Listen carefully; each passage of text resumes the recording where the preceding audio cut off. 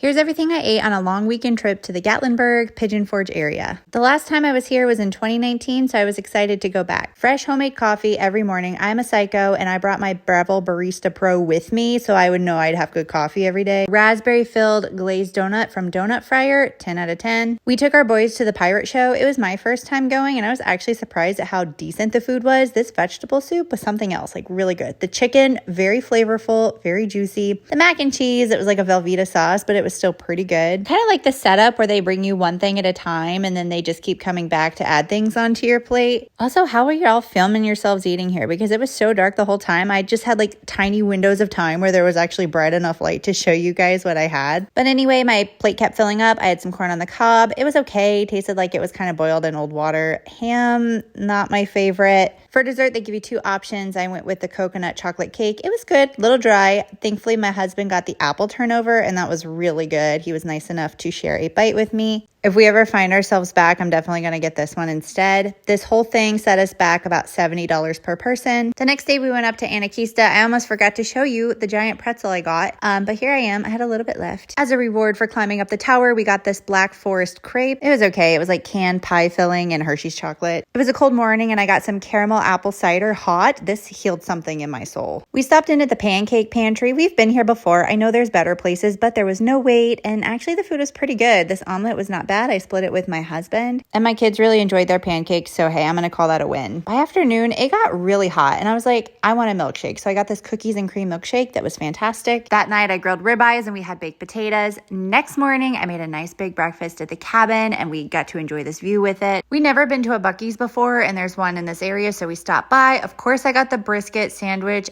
It was okay. You know, there's a lot of hype around it, but I think I've had better. Then we grabbed one of these like cinnamon pull-apart breads. It was good. I think it would have been better if we ate it while it was more hot and fresh. We got this food to take it to go and stop at an overview to have kind of like a picnic. So by that point, it had already gotten kind of cold and hard. I also grabbed some of these beaver chips. I saw everyone grabbing them. They were like okay, like a plain potato chip. I would have liked some salt on them. And then we got up early and went home the next day.